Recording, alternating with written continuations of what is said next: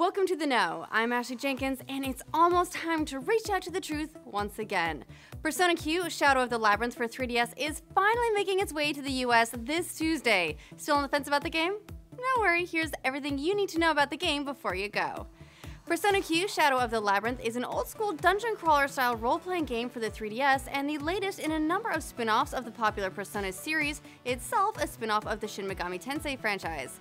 The game, which features all sorts of crossovers on top of crossovers, sees the casts of Persona 3 and Persona 4 joining forces to investigate a series of mysterious demonic labyrinths that have appeared around the Persona 4 Squad's local high school. In the process of investigating the mysterious labyrinths, the two teams meet with two never-before-seen characters, the dark and brooding Zen and his corndog-loving partner, Rei. Zen and Rei seem to have some sort of connection to the appearance of the labyrinths, but even they can't recall their exact ties to the demonic mazes as their memories have been stolen. This leads to the duo tagging along with the newly formed super team in order to reclaim their memories and return the world to how it once was. The player can choose to play through the story from the perspective of the Persona 3 protagonist or the Persona 4 one, with slight alterations to the story as a result. And although the Persona series' trademark social link system isn't making a return, the game features plenty of fun banter between your party both in and out of dungeons. Just as the story mixes characters from Persona 3 and 4, the gameplay of Persona Q is actually a fusion of elements from both the Persona as well as the Etrian Odyssey series.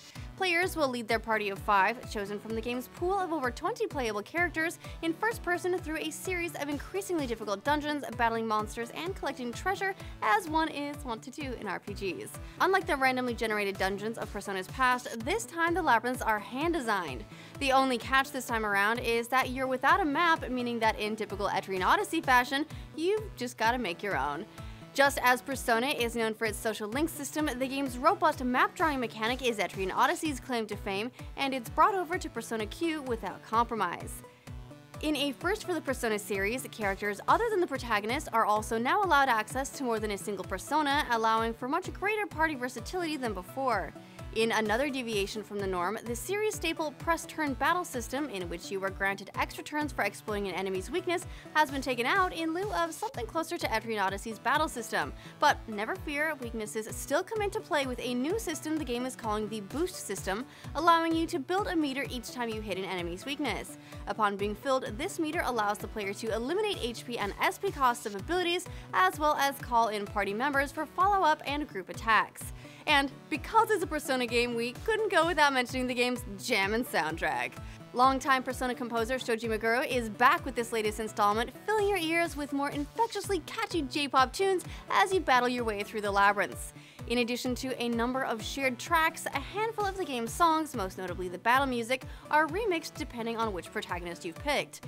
The P3 Heroes music is sprinkled with an extra hint of metal, while the P4 Heroes songs have trumpets and saxes thrown in to match the game's jazzy aesthetic.